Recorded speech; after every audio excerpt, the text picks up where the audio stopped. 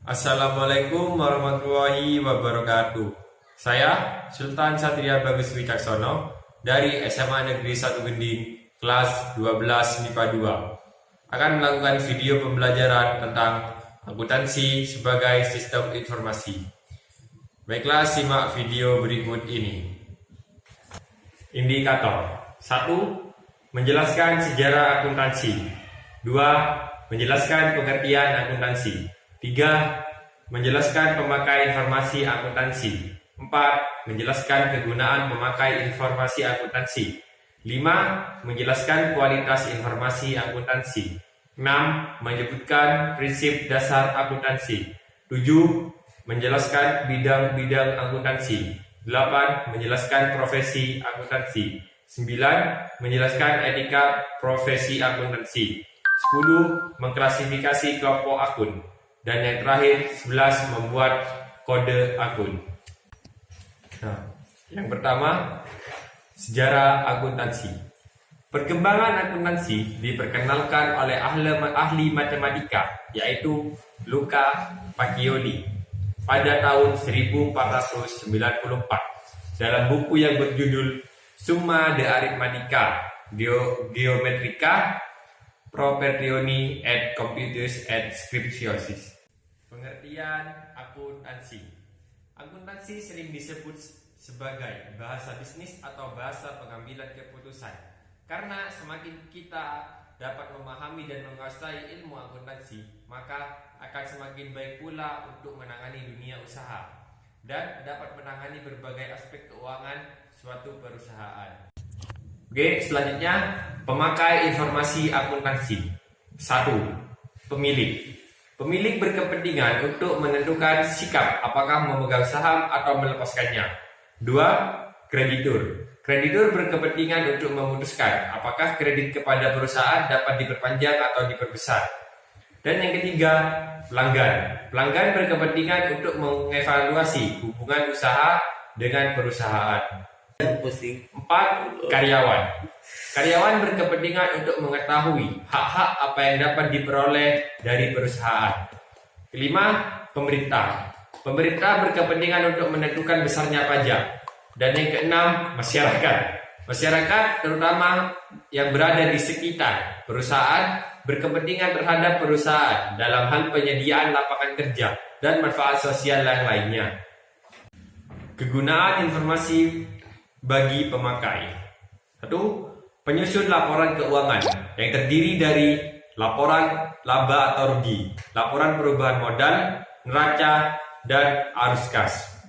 2. Pembuatan analisa laporan keuangan digunakan untuk pengambilan keputusan ekonomi, baik untuk perkembangan usaha maupun penambahan investasi. Baik, yang selanjutnya adalah karakteristik kualitas informasi dapat dipahami atau understandability. Artinya, laporan keuangan dapat dengan mudah untuk segera dipahami oleh pemakai. Lalu, relevan atau relevance. Artinya, laporan keuangan harus sesuai dengan tujuan operasi perusahaan dan memenuhi kebutuhan pemakai dalam proses pengambilan keputusan. Selanjutnya ada prinsip dasar akuntansi. 1. Prinsip entitas ekonomi. 2. Prinsip periode akuntansi. 3. Prinsip satuan moneter. 4. Prinsip kesinambungan usaha. 5. Prinsip biaya histeris. 6. Prinsip ungkapan penuh. 7. Prinsip pengakuan pendapatan. 8. Prinsip mempertemukan. 9. Prinsip konsistensi. Dan yang terakhir, prinsip materialitas.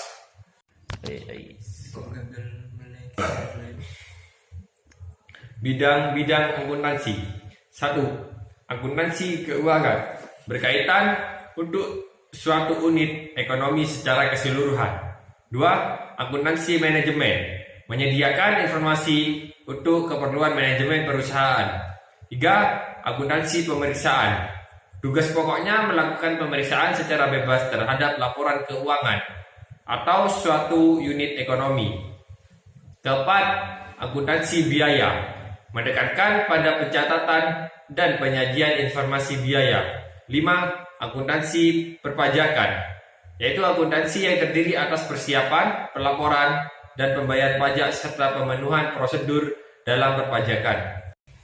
Yang keenam, akuntansi pemerintah. Kegiatannya mengkhususkan pada pencatatan departemen, pemerintah pusat, dan daerah.